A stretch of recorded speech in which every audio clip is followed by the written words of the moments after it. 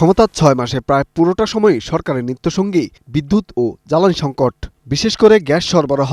একদিকে স্থানীয় উৎপাদন কমে যাওয়া, অন্যদিকে আমদানি ব্যয় ও যোগানের অনিশ্চয়তা ভোগাচ্ছে সব শ্রেণীর গ্রাহককে।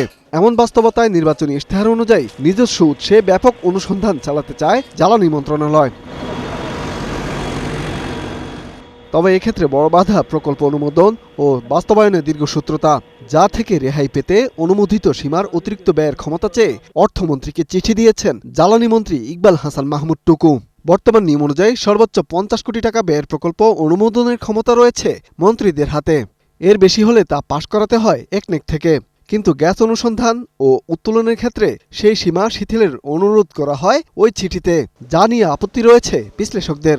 এই ধরনের উদাহরণ যদি একটা তৈরি হয়, তখন এই ঝুঁকিটা তো সবসময় থাকে যে অন্য কেউ অন্য কোনো একটা পরিস্থিতিকে ব্যাখ্যা করে এটাকে বারবার এই ধরনের যে বাইপাস করে একটা বিশেষ সুবিধার জায়গা সৃষ্টি করা, সেইটা করার চেষ্টা করবেন। এটা আমরা অন্যান্য ক্ষেত্রে কিন্তু দেখেছি যে সরকারের যেই একটা জবাবদিহিতা প্রাতিষ্ঠানিক কাঠামো আছে, সেই কাঠামোকে সাইডলাইন করে কিন্তু বিভিন্ন ধরনের নীতি সিদ্ধান্ত এর আগের সরকার নিয়েছে।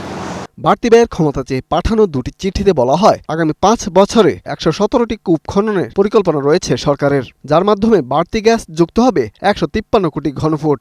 এজন্য অনুসন্ধান, খনন, সাইসমিক সার্ভে, ওয়ার্কওভার এবং মূল্যায়নের জন্য ৫০ কোটি টাকার বেশি প্রকল্প অনুমোদন ও বাস্তবায়নের ক্ষমতা দেওয়ার অনুরোধ করেন তিনি।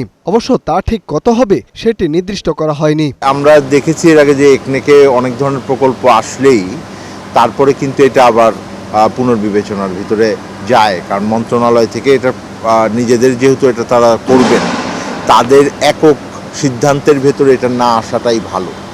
তাহলে আমাদের যেই কাঠামোটা আছে জবাবদিহিতার, সেইটা যুক্তিযুক্তভাবে থাকে। বর্তমানে স্থানীয় উৎস থেকে গ্যাস পাওয়া যাচ্ছে দৈনিক ১৬০ কোটি ঘনফুটের আশেপাশে। ইমদাদ হোসাইন, ৭১, ঢাকা।